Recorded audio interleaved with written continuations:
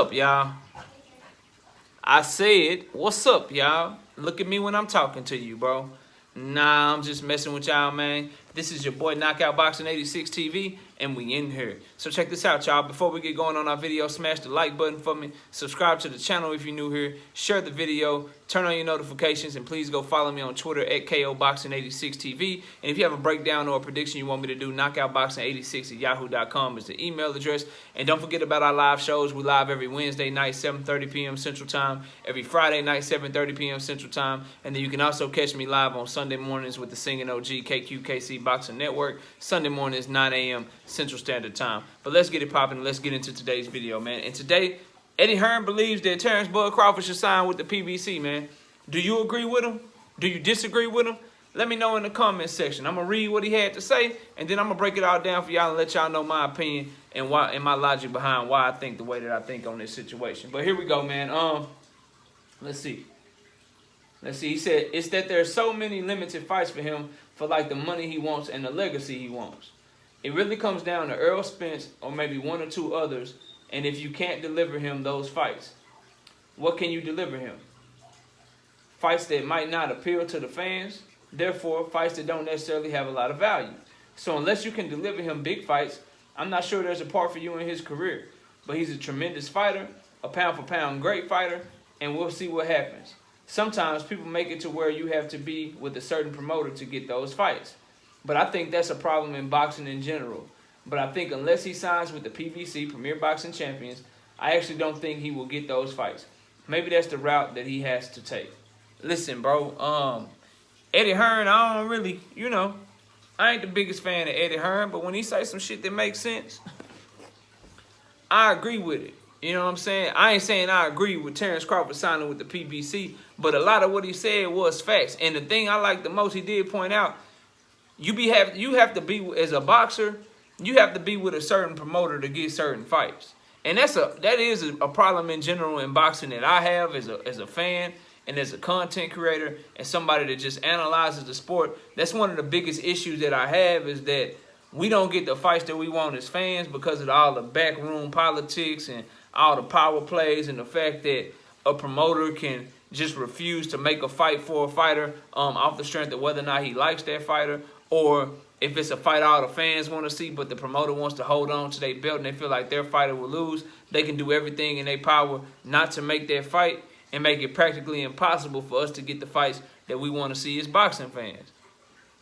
Like, think of the fights that we've missed out on that should have been happening, whether it be because of a promoter or a manager or a network not wanting to make the fight. Because at the end of the day, do I believe that Vasily Lomachenko will fight Gervonta Tank Davis? Yeah, I believe that shit. Do I believe Tank Davis will fight Vasily Lomachenko? Yeah, I believe he will fight him. But because of Mayweather, Ellaby, Bob Arum, Steven Espinoza, ESPN, Showtime, Fox, because of these different entities that all want to put their hands in the cookie jar, we don't get that fight. Do I believe Terence Crawford will fight Errol Spence? Do I believe Errol Spence will fight Terence Crawford? Yeah, I believe they'll fight each other, bro.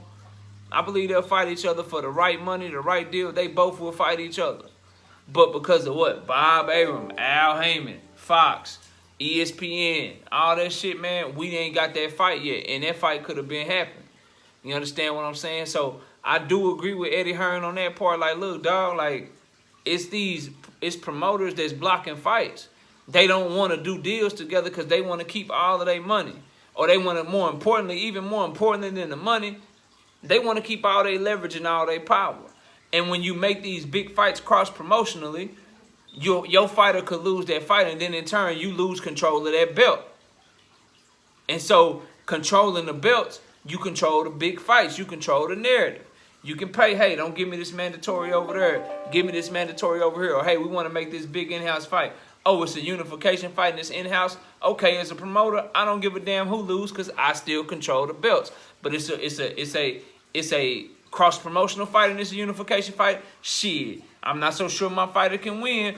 If he end up losing, then those belts in that division is controlled by this other promoter over here that I don't really mess with like that. So he's right. It's too much salt in the game. It's too much politicking and too much corruption and shit in the game. And as long as it's there, we ain't going to get the fights that we want. And what boxing fans will come and tell me, which drives me crazy up a wall, y'all, is that that's just the way that boxing is.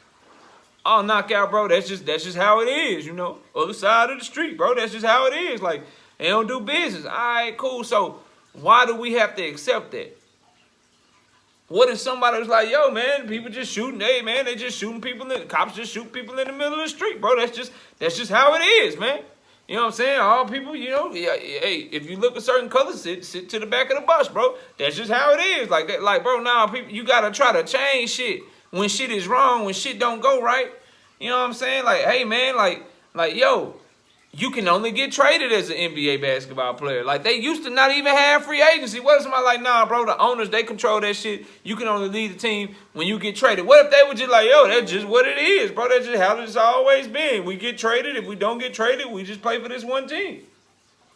Nah, bro, they had to fight for change. And as a result, the players have took some of that leverage. They have took some of that power. They're able to move and do stuff. Same thing in boxing, bro. We, the fans, got to take some leverage and take some power and quit standing for this bullshit and just accepting shit because it's always been a certain way. So I agree 100% wholeheartedly with that part. Number one, not being able to get fights because you with a certain promoter, that's bullshit, and that's a problem in boxing in general, no matter who you side with. If you pro DAZN, if you pro PBC, if you pro Top Rank, they all do this bullshit to each other to try to get power and get leverage.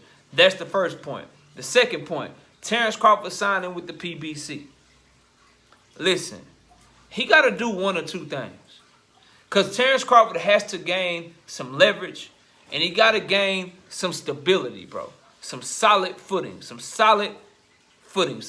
being able to put his 10 toes on a solid foundation. And for a boxer that's having a network to fight on, which he doesn't have, and that's having someone with fighters who advises you or promotes you. Now, should he sign his life away to PBC? Nah, I ain't saying that. But what's wrong with a 2-fight deal? Or a 3-fight deal where you're guaranteed certain fights? You understand what I'm saying? Or what's wrong with, if you don't want to do that and you want to stay independent, you have to be willing to give away some leverage, and maybe you have to take a little bit less than what you're looking for so you can keep that independence, be able to move freely off the strength of, bro, like, you popular, you big to your boy Knockout. We rocks with you over here. We watch all your fights, buy all your fights, all that shit. However, you ain't Canelo big to where you know what I'm saying? You can just still have leverage while being independent and being able to move freely. You don't generate like he generates. Like, Devin Haney has a similar deal, but he's still kind of really tied to DAZN. He got that similar deal. He got a network behind him, and he having problems getting fights. You trying to be independent with no network behind you, and so you're going to have a problem getting fights, dog. So, should he sign with the PBC? If it were me, which it ain't, shit, it ain't, but this is my opinion. If it were me, I'd sign with him on a 1 to 2 fight deal, maybe 3-fight deal, when my first fight is guaranteed Errol Spence with a rematch clause. And maybe take a little less money, because wherever he go, he ain't going back down to 140, all right? And 140 is controlled by Top Rank anyway. Like, look at the bridges that he's burning. Look at the situation that he's in and be objective about the shit. He's suing Bob Arum and them. And he ain't going to go back down to 140 anyway. That shit unrealistic. But Top Rank, they don't control 147. They got some fighters at 147. They got some fighters at 140. All that shit out the window for Terence Crawford. Bob Arum ain't going to make no fight for that man. He ain't going to get that man no bread, get that man no paper when he's suing his ass. So he can't fight no Top Rank fighters. Josh Taylor off the table. All that shit off the table, bro. He done left Top Rank. He's suing their ass. And going down to 140, unrealistic anyway. But let's look at the division that he's in. 147, and then 154 he could potentially move up to. Let his team tell it. I think it's unrealistic. I think he done capped out. I don't see him moving to 154. But if he do, he do. Shit, go get your what? 1, 2, 3. Go get your 4th division, dog. Go see if you can be champion in the 4th division. I ain't mad at that. But let's say that's what he do. 147, 154. That shit controlled by the PBC, bro. It just is. This ain't me fanboying or no shit. Look at the top of those divisions, bro. Look at the top of those divisions and look at what you're running into. Keith Thurman is a PBC fighter. Obviously, Errol Spence, Danny Garcia. Jerron Boots Ennis ain't a PBC fighter. He's managed by Cameron Duncan, but he is a Showtime fighter. Showtime has a great relationship with PBC. You crazy if you think Al Heyman won't pull Steven Espinoza deal, say he either make this fight or don't make this fight. Because that's the type of relationship that they've had throughout the years. You understand? So, for all intents and purposes, Jerron Boots Ennis, he ain't PBC, but he lean that way. It's leaning towards that way. You understand what I'm saying? So all the big names at 147 that you could think of, and then even a lot of the contenders. Stanionis, he's a pro bellum fighter, but they do a lot of good business with PBC. Schaefer, very close with Al Heyman and them. You got Butayev, PBC. You got Virgil Ortiz, he's over on DAZN. He's a Golden Boy fighter. You know, that's one fight though. And you gotta think about longevity. You gotta think more than one fight ahead if you Terence Crawford, because you ain't only gonna fight one more time. And then Oscar De La Hoya, that shit unrealistic because he ain't finna feed Virgil Ortiz to you. Hell, he wouldn't even feed Virgil Ortiz and his team talking about they want to fight Jerron Boots Ennis in 48 months, which equal 4 years. So they damn sure don't want to see Terence Bud Crawford, who for my money is a more experienced, maybe a little slightly less athletic version of Jerron Boots Ennis, and smaller, not as strong, but definitely on par with the skill. Definitely got a high ring IQ, and definitely is more experienced. So shit, if Jerron Boots Ennis, they don't have confidence in Virgil Ortiz fighting Jerron Boots Ennis, they damn sure ain't gonna have confidence in him fighting Terence Bud Crawford. So they ain't even realistic. Then you look up at 154, the two champions, they both PBC fighters. All the top contenders, Erickson Lubin, Julian J. Rock Williams, who just lost to Vladimir Hernandez, who just lost to Jesus Ramos. All those fighters in that triangle, PBC fighters.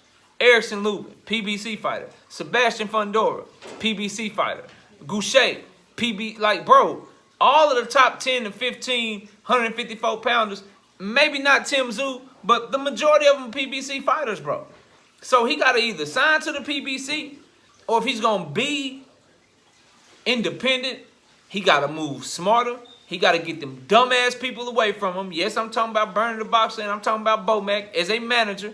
Keep him as your trainer, but as a manager, get the hell get gone from his ass, right? Burner the Boxer, get you a real PR firm or a PR person, because his ass ain't it, bro. He ain't it for you, dog. And then be more amicable to reasonable deals so that you can try to get your bag, dog. That's his only two options, in my opinion. Sign with them on a 2 to 3 fight deal basis, while also keeping some flexibility where, hey, my contract about to be up, and then you can keep moving kind of, you know, as needed. Or if you're going to stay independent and you ain't going to sign to nobody, you got to move so much smarter than you've been moving, dog, or you going to be in this situation where you not going to get no fights. And that's just what the business is, bro. That's just straight up and down what I believe he should do. Eddie Hearn, I agree a lot with what he said as far as he just should sign to the PBC. I mean, I would, but I ain't going to tell that man what he should and shouldn't do. I would just say it's smart to sign to the PBC. If he's not going to do that, it's even smarter to start moving smarter, bro, and start being more amicable to terms, and start you know, having better PR and shit like that. Because at the end of the day, by being independent, that means you're your own promoter, you're your own advisor. No one's doing that shit for you. So you got to come correct with the business. You got to come correct with how you carry yourself. You got to come correct with how your PR is doing, your public image, what people are saying about you, the message that you're putting out to the fans and shit. Like, you got to be on point with that shit if you're not going to have the blanket of having a solid foundation with a network and a promotional company. These are just the facts of the matter. But y'all let me know what y'all think. Comment down below, smash the like, subscribe to the channel, share the video, turn on your notifications. Go follow me on Twitter at KOBoxing86TV. If you got a breakdown or a prediction you want me to do, knockoutboxing86@yahoo.com is the email address. I appreciate everybody watching the video. Enjoy the rest of your day. And with that, we out of here. Peace, y'all.